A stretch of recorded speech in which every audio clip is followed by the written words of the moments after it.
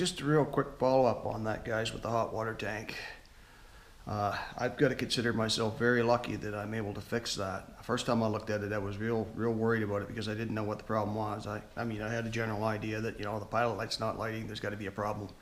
Something's plugged, something's burnt, couldn't get no electricity to fire it up. But when I looked at it, I seen the switch for that. It's a very simple switch. There's not much there to burn up. It's low voltage, it's just enough to give you a spark, kind of like a cigarette lighter would. So I knew that wasn't the problem. In fact, when I pulled it out, clicked it a couple times where I could see it visibly, I could see it was a spark, and then it was okay.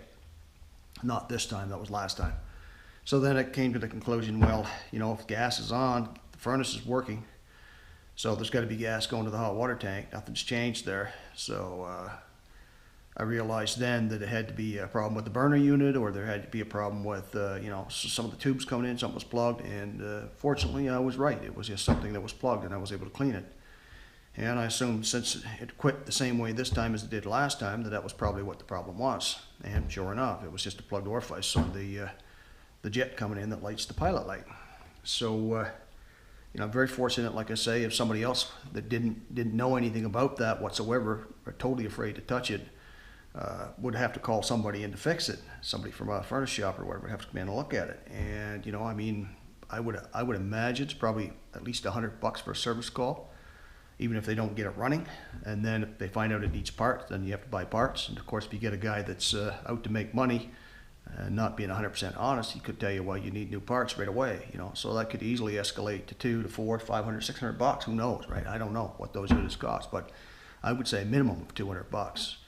So I didn't want to spend $200. I didn't want to spend anything. I wanted to fix it. I want to be safe, but I wanted to fix it. So I'm very fortunate that I'm able to actually go in and shut the gas off, take that apart, find the problem, and fix it myself. I've been blessed in that sense, thank God.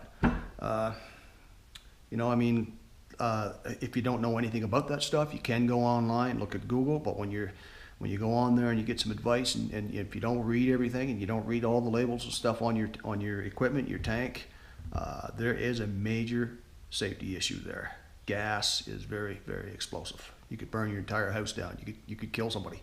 So you don't mess around with that unless you're 100% confident that you can probably fix it. Now, I say 100%. I'm not 100. I wasn't 100% the first time I looked at it, but I was determined, and I knew I wasn't going in half-cocked with no idea whatsoever. I did have somewhat of an understanding of how that stuff works. So if you don't have any understanding of how that stuff works at all, you're a complete newbie to it, you don't know anything about it, don't touch it. Call a service technician, do it safe, get it fixed properly. I have a feeling that at some point here pretty soon I'm going to have to pay to have somebody come in and service this unit, because if that's plugging up like that and shutting off, then I'm thinking it's probably running too rich, too much fuel. So if that's the case, have to find out what's causing that, and have to find out what's causing it to run too rich if that's the case. And that's where I'm not really sure. I think that's got to do with the unit itself, the gas control itself. I would assume at that point then the gas control would have to be serviced or replaced. And I'm assuming that the best approach there is to replace it. I could go out and without talking to a service technician, shut everything down just like I did now, buy all the new parts, install all the new parts, and bang, away you go. Because I don't think those parts need to be calibrated. I think they're calibrated right out of the box.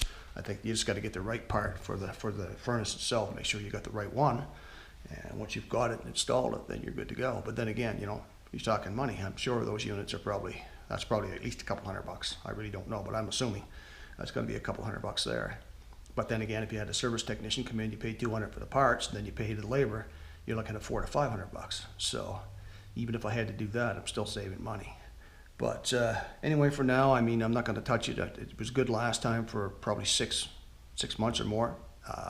Hopefully it'll go 6 months more, 8 months or whatever this time, and not get plugged up again. If it does, I'll clean it up again. And at that point, maybe I'll start doing some research online to find out a little bit about the gas controls and what they cost. And if I have to replace it, then I'll replace it. In the meantime, peace out.